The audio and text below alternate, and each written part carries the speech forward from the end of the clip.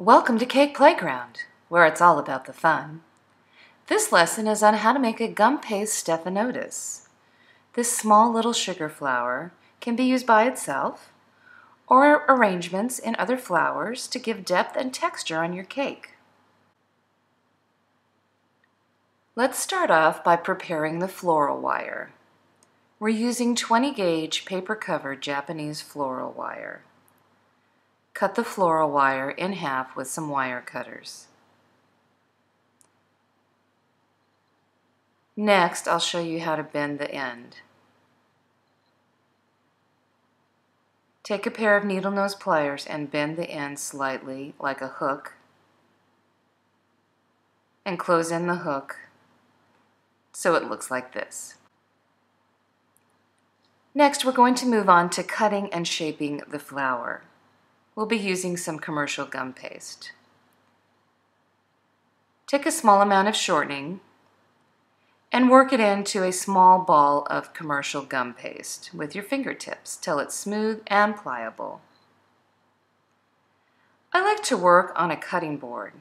The rough surface helps to cut the flower later. We'll also be using a small calyx cutter from the Wilton gum paste set, featured here. Next, we're going to shape the gum paste into a Mexican hat type shape. So you're going to form a little knob in the gum paste with your fingertips, like this, and then flatten it against the cutting board.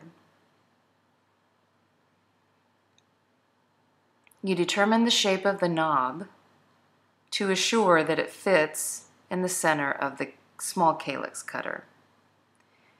And then I'm using a small gum paste tool as a rolling pin to roll out the edges of the hat. You notice when I roll, I nestle up against the center with the rolling pin and roll from the center out. You want to roll the brim about 1/8 to 1/16 inch thick.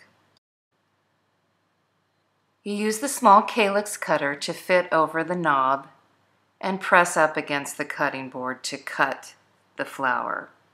Rub gently against the cutting board to cut away the excess gum paste and pull it away with your fingers. Then turn the cutter upside down and rub away the excess gum paste to get a smooth edge. You can use a small skewer or your gum paste tool to press the flower out from the cutter so it looks like this. Now we're going to thin the petals, so we're going to use our rolling pin and roll from the center out. This will thin, lengthen, and widen the petals at the base. It helps to make the flower look more delicate, so do this on all 5 petals. Again, nestle up against the center and roll out. You're going to use your fingertips to pinch off the end so the petals are not too long. Now, in order to give shape to the petals, you're going to use a piece of foam set against the edge of your table. Take your flower and set against the edge of the foam off the table and use the round end of your gum paste tool to cup the flower at the edge toward the center. So you're going to do this for all 5 petals. It's going to look like this. Now that you have your flower shaped, we're going to insert the floral wire. You're going to start by inserting the straight end of the floral wire in the front of the flower and run through the entire flower out to the back. And then press the hook so it's flush against the flower, like this. With your fingertips, pinch the back side of the flower to make sure that the back side is stuck completely to the wire. Now you can use your fingertips to gently curve the petals forward to give them more of a cup-like shape, like this. Set the flower into some styrofoam to dry. Now we're going to make the calyx. This is the small green part at the back of the flower. To make the calyx, we're using the small blossom cutter and plunger. These are from the same gum paste flower cutter set that we used previously. I used moss green to color the gum paste. So roll it out about 1/16 to 1 inch thick, like this, and then use the small cutter and rub it against the cutting board, and then remove the excess gum paste. Use the plunger to press the gum paste out of the cutter. Using a paintbrush, apply a small amount of water to the calyx.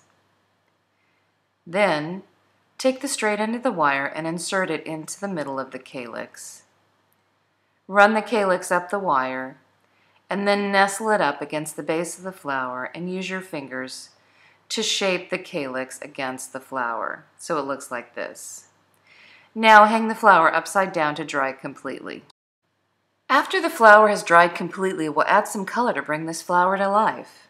We're going to be using Super Pearl, yellow, and dark green. So using a big brush, apply some Super Pearl pretty generously to the white part of the flower. This will help the flower to have a kind of waxy look that makes it look more realistic.